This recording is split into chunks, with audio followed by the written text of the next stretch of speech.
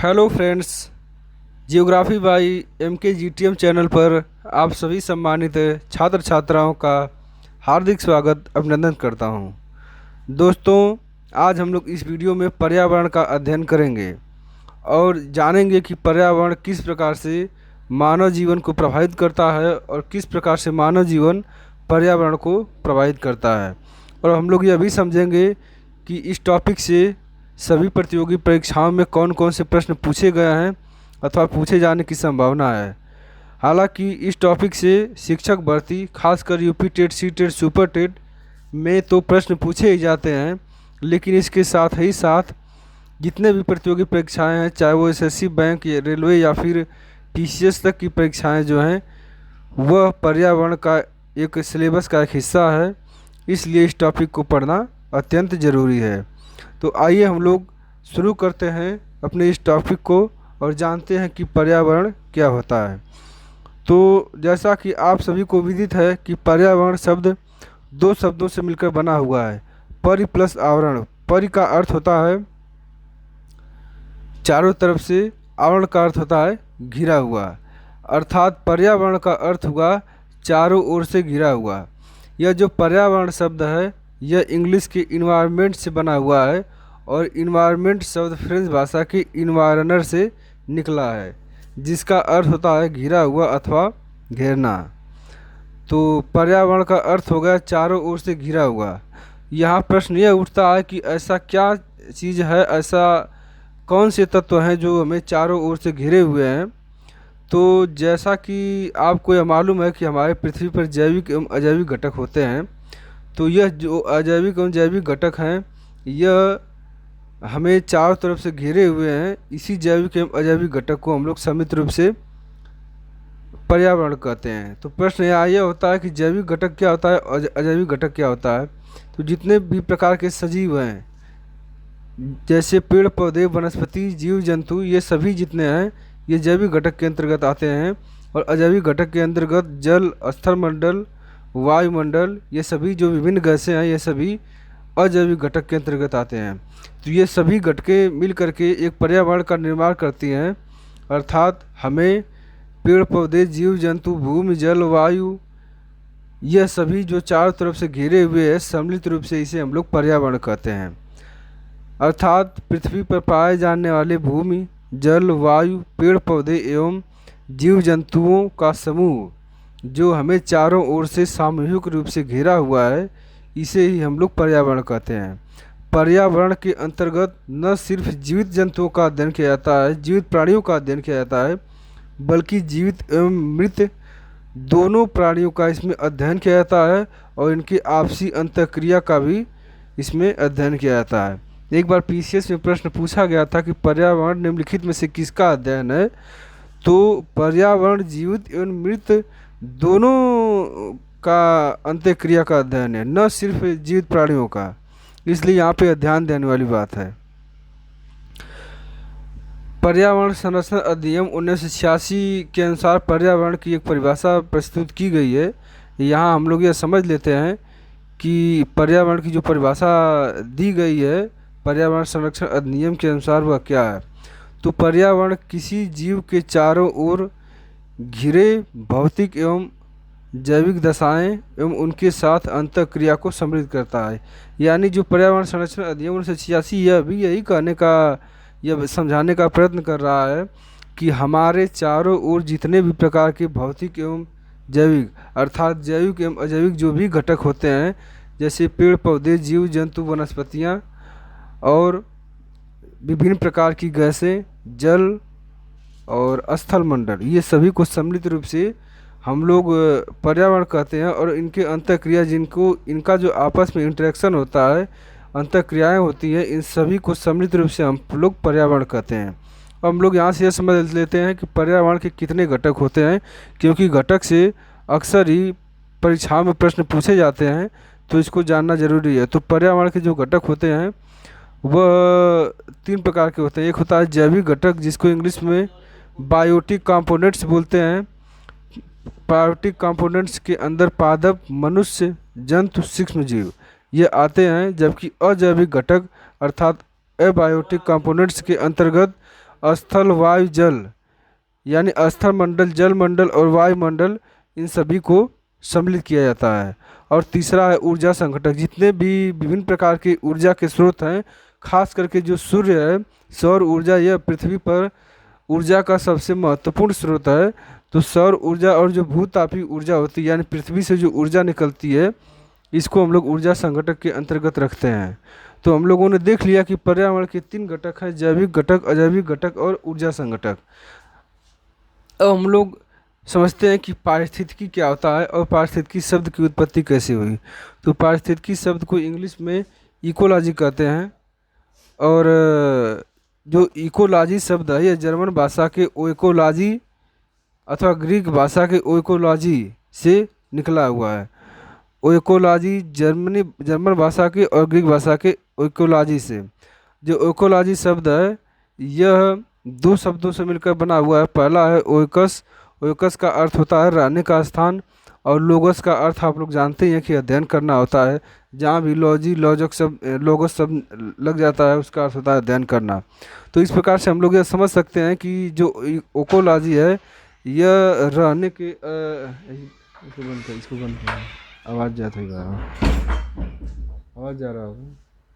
तो जो ओकोलॉजी शब्द है, इसका अर्थ हो गया रहने का स्थान का अध्ययन, अर्थात ऐसे स्थान का अध्ययन जहाँ मानव जीवन संभव, मानव जीवन अब निवास करता है, रहता है, वैसे स्थान का अध्ययन करना ही इकोलॉजी कहलाता है।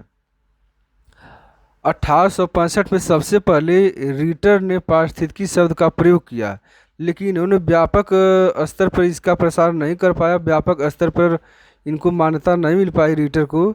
इसलिए आगे चलकर 1869 में 1869 में पारिस्थितिकी शब्द को अर्नेस्ट हैकल ने दिया, और तभी से इनके नाम पे यह रजिस्टर्ड हो गया कि इकोलॉजी शब्द का सर्वप्रथम प्रयोग अर्नेस्ट हैकल ने किया था। हालांकि प्रयोग तो सबसे पहले रीटर ने किया था, रेटर ने, लेकिन एक प्रमाणिक रूप से जो इकोलॉजी शब्द का प्रयोग किया उन्होंने, वो अर्नेस्ट हैकल ने किया। तो यहाँ से सभी प्रतियोगी परीक्षाओं में लगभग कई बार प्रश्न पूछा जा चुका है कि पारिस्थितिकी शब्द का सर्वप्रथम प्रयोग किसने किया है। तो पारिस्थितिकी शब्द का सर्वप्रथम प्रयोग अर्नेस्ट हैकल ने किया है।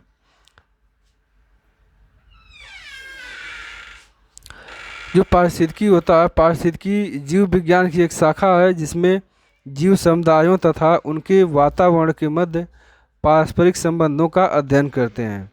जीव तथा उसके बाहरी वातावरण के बीच एक सक्रिय संबंध होता है, यानी जो मनुष्य है वह वनस्पतियों से, पेड़ पौधों से ऑक्सीजन ग्रहण करता है।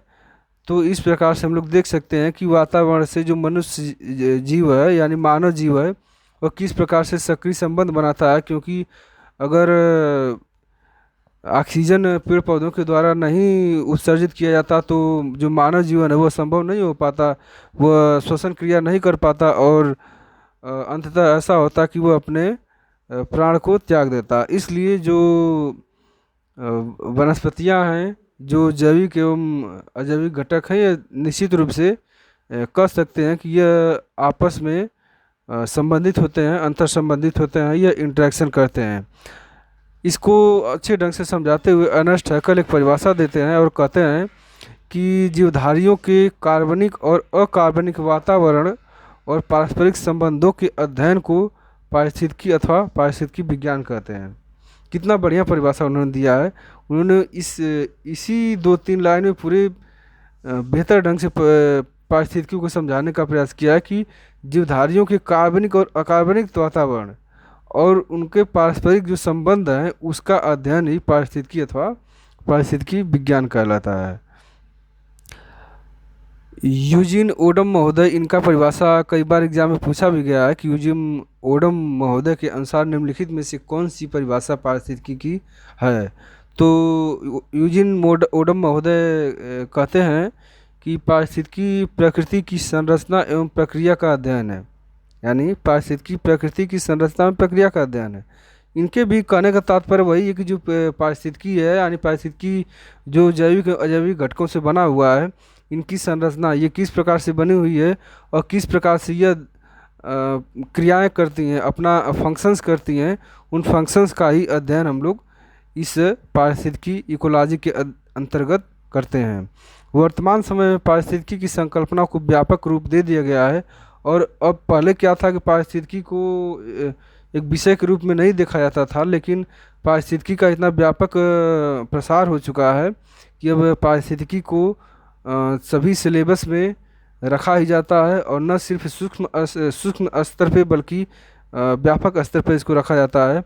और अब पारिस्थितिकी के अंतर्गत न केवल पौधों एवं जंतुओं तथा उनके पर्यावरण के बीच अंतर संबंधों का अध्ययन किया जाता है, बल्कि अब मानव समाज और उसके भौतिक पर्यावरण की अंतःक्रिया का भी अध्ययन किया जाता है।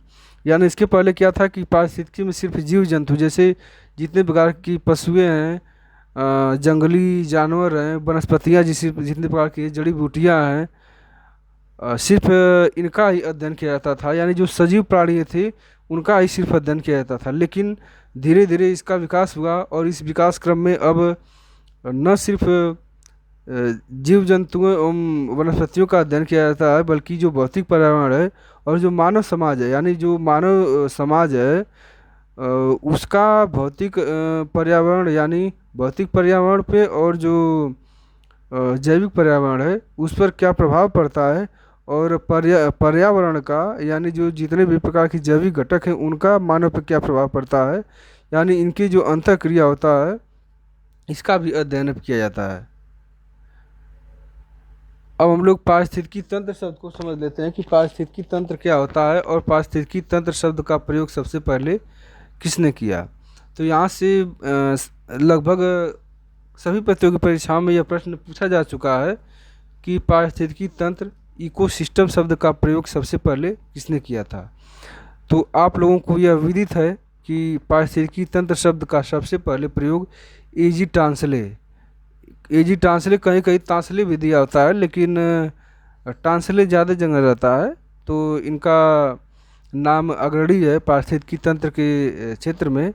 तो पारिस्थितिकी जब भी पूछे कि पारिस्थितिकी तंत्र शब्द का प्रयोग सबसे पहले किसने किया था, तो निस्संदेह आप लोग एजी टांसले को ही ट्रिक करेंगे। और एजी टांसले महोदय जो प्रयोग किए थे, इन्होंने वर्ष 1935 में इसका प्रयोग किया था। पारिस्थितिकी तंत्र एक कार्यशील क्षेत्रीय इकाई है जो क्षेत्र विशेष के सभी जीवधारियों, पौधे तथा जंतु एवं उनकी भौतिक पर्यावरण के सकल योग का प्रतिनिधित्व करती है। यानी एजी टांसले महोदय यहाँ यह समझाते हैं कि जो पारिस्थितिकी होता है वह तो एक व्यापक अवधारणा होती है, जैसे किसी देश का हो गया अध्ययन करना या किसी महाद्वीप का अध्ययन करना हो गया। लेकिन जो पारिस्थितिकी तंत्र है, या छोटे छोटे क्षेत्रों जो क्षेत्र विशेष है, जैसे मान लीजिए कोई पहाड़ी क्षेत्र है या फिर कहीं तालाब है, उस तालाब का अध्ययन कर लेना, या फिर कहीं नदी का अध्ययन कर लेना, यानी जो छोटे छोटे तंत्र हैं इनका अध्ययन करना ही पारिस्थितिकी तंत्र कहलाता है। क्योंकि ये छोटे छोटे तंत्र मिलकर ही एक पारिस्थितिकी का निर्माण करते हैं। जिस प्रकार से मनुष्य का जो शरीर है वह छोटी छोटी कोशिकाओं से मिल करके, यानी एक कोशिका से लेकर के करोड़ों कोशिकाओं से मिलने के बाद एक मनुष्य का निर्माण होता है, एक मानव शरीर का निर्माण होता है। ठीक उसी प्रकार से पारिस्थितिकी का निर्माण पारिस्थितिकी तंत्र के सम्मिलित रूप से होता है। यानी पारिस्थितिकी छोटे छोटे जो पारिस्थितिकी तंत्र हैं, जैसे कृषि का, जिसमें हम लोग कृषि करते हैं, खेत हो गया, तालाब हो गया, नदी हो गया, समुद्र हो गया, यह सभी क्या है, ये सभी पारिस्थितिकी तंत्र ही है।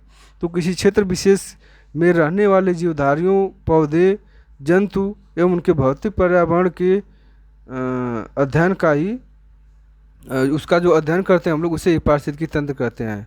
यह जो पारिस्थितिकी तंत्र है यह भी 3 घटकों से मिलकर बना हुआ है। पहला है ऊर्जा संघटक, दूसरा है जैविक संघटक, तीसरा है अजैविक संघटक। यानी जो पारिस्थितिकी में हम लोग जो पढ़ते थे पर्यावरण में, वही इसमें भी है। तो ऊर्जा संघटक में आप लोग जानते ही हैं कि जैसे सूर्य है, वह सूर्य ऊर्जा का व्यापक स्रोत धारण किए हुए है। सूर्य के कारण ही मानव जीवन संभव हो पाता है, क्योंकि वनस्पतियाँ उसी के द्वारा सूर्य के प्रकाश की उपस्थिति में फोटोसिंथेसिस यानी प्रकाश संश्लेषण की क्रियाएं करती हैं, और उस क्रिया के परिणाम स्वरूप ही अपने भोजन का निर्माण कर पाती हैं। और उसी वनस्पतियों को, उसी पेड़ पौधों से हम लोग ऑक्सीजन ग्रहण करते हैं और अपने जीवन को संभव बना पाते हैं। तो आप लोगों को ये अच्छी तरह से पता हो गया होगा कि जैविक एवं अजैविक घटक किस प्रकार से अंतर संबंधित होते हैं। तो आगे की हम लोग देख लेते हैं। पारिस्थितिकी से संबंधित कुछ तथ्य यहाँ पे पॉइंट आउट किए गए हैं जो कि पीसीएस अथवा किसी न किसी प्रतियोगी परीक्षाओं में पूछे गए हैं। तो पारिस्थितिकी तंत्र जीवमंडल में एक सुनिश्चित क्षेत्र घेरती है। सही बात है। पारिस्थितिकी तंत्र जो होता है, जीवमंडल यानी जलमंडल कहते किसे हैं?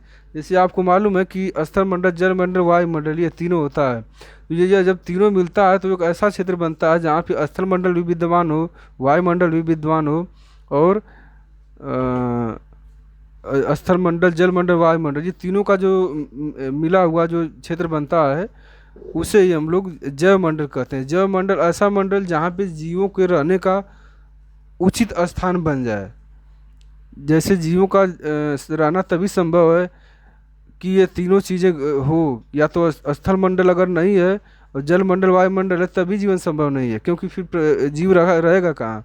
या फिर अगर स्थल मंडल विद्यमान है तो वायुमंडल नहीं है, तो फिर स्थल मंडल और जल मंडल रखकर क्या करेगा? जब वायु यानी गैसें रहेंगे ही नहीं तो तभी जीवन संभव नहीं है। इसलिए तीनों का जो सम्मिलित रूप होता है, इनका जब एक वृत्त बनाएंगे तो इस वृत्त में, जैसे वृत्त बना लिए, ये स्थल मंडल हो गया, ये जल मंडल हो गया, वायुमंडल, ये एक संक्रमित क्षेत्र है जहाँ पे स्थल मंडल भी मिल रहा है, वायुमंडल भी मिल रहा है, जल मंडल भी मिल रहा है। तो इन संक्रमित क्षेत्र जो होता है जहाँ पे जीवन संभव हो पाता है, इसी को हम लोग जैव मंडल, जिसको इंग्लिश में बायोस्फीयर बोलते हैं। तो यही इसमें समझाने का प्रयास किया गया है। फिर दूसरे पॉइंट को देखते हैं। इसमें कहा गया है पारिस्थितिकी तंत्र जलाशय की एक बूंद जितनी छोटी भी हो सकती है और महासागर जितना बड़ा भी। हमारी पृथ्वी एक विशाल पारिस्थितिकी तंत्र है। बिल्कुल सही इसमें कहा गया है, क्योंकि छोटी बूंद यानी एक जो तालाब होता है, एक पानी की जो बूंद होती है, वो भी एक पारिस्थितिकी तंत्र है। और एक समुद्र का जो जल होता है वो भी एक पारिस्थितिकी तंत्र है। यही समझाने का प्रयास किया गया कि एक छोटे बूंद से लेकर बड़े महासागर तक के सम्मिलित स्वरूप को भी पारिस्थितिकी के तंत्र के अंतर्गत रखा जाता है। पारिस्थितिकी तंत्र प्राकृतिक संसाधन होते हैं, अर्थात इसकी अपनी उत्पादकता होती है। यह प्रश्न बहुत बार पूछा गया है कि क्या पारिस्थितिकी तंत्र की अपनी स्वयं की उत्पादकता होती है? वो बिल्कुल होती है पारिस्थितिकी तंत्र की, क्योंकि पारिस्थितिकी तंत्र में वनस्पतियाँ रहती हैं और वनस्पतियाँ अपना भोजन स्वयं निर्माण करती हैं। इसलिए हम लोग कह सकते हैं कि पारिस्थितिकी तंत्र एक प्राकृतिक संसाधन के रूप में एक उत्पादकता का भी कार्य करती है। प्राकृतिक तक एक खुला तंत्र है जिसमें ऊर्जा तथा पदार्थों का सतत निवेश तथा उससे बहिर्गमन होता है। यानी इसमें यह समझाने का प्रयास किया गया है कि जो पारिस्थितिकी तंत्र है खुला तंत्र है, यानी ये एक सर्कुलर चलता है। जैसे एक मान लीजिए कि घास का पारिस्थितिकी तंत्र है। घास से अगर टिड्डे उसको अपना भोजन ग्रहण कर रहे हैं तो टिड्डे को खा करके जो छिपकलियाँ हैं या फिर सांप वगैरह हैं वो अपना भोजन ले रहे हैं, फिर सांप को खाकर कोई और, फिर मांसाहारी को खाकर शेर, फिर मनुष्य जो है सर्वाहारी है वो खाता है। फिर उसके बाद मनुष्य जब मरता है तो फिर उसी मिट्टी में मिल जाता है। फिर उस मिट्टी को जो है डिकम्पोजर जो अब घटक होते हैं वह उसको यूज करते हैं। फिर उसी में हम लोग फसल उगाते हैं, फिर वह फसल बड़ा होता है, फिर उसको मनुष्य खाता है। इस प्रकार से जो ये सर्कुलर क्रिया चलती रहती है। इसी को यह बताया गया है कि जो ऊर्जा का बहिर्गमन होता है वह एक स्थान से दूसरे स्थान तक हमेशा होता रहता है। यानी जो पारिस्थितिकी तंत्र है यह एक ओपन सिस्टम है। इसमें ऊर्जा का प्रवाह एक दिशी होता है, यानी एक दिशा में ही होता है। ऐसा नहीं है कि जो ऊर्जा हम ग्रहण कर लिए हैं फिर उस ऊर्जा को हम चाहें कि फिर वहीं पे हम लोग परिवर्तित कर दें, या फिर जैसे हम लोग घास या फिर मतलब कोई फल हमने खा लिया उससे हमें ऊर्जा प्राप्त हो गई, फिर ये सोचे कि उसी ऊर्जा को फिर उसी फल को यानी उसी पेड़ में हम लोग ट्रांसफ़र कर दें, वो नहीं हो पाता है। वो एक दिशा से ही हो पाता है, यानी एक दिशी होता है। एक दिशा में अगर चला तो फिर वो रिवर्स नहीं हो पाता। इसमें यही बताया गया है।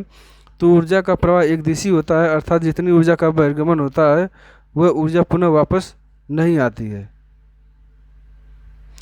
तो पर्यावरण से संबंधित जितने तथ्य थे मैंने बहुत ही सूक्ष्म में बताने का प्रयत्न किया है, और जहाँ तक मुझे उम्मीद है कि आपको यह निश्चित रूप से पढ़ने में सरल और सहायक सिद्ध होगा। और अगर यह वीडियो अच्छा लगे तो लाइक शेयर एंड सब्सक्राइब ज़रूर करें। और संबंधित वीडियो से अगर कोई सुझाव देना हो तो आप कमेंट बॉक्स में कमेंट करके अपना सुझाव दे सकते हैं, ताकि मैं इससे भी बेहतर वीडियो आपको लाने के लिए प्रतिबद्ध हो सकूं। बहुत बहुत धन्यवाद।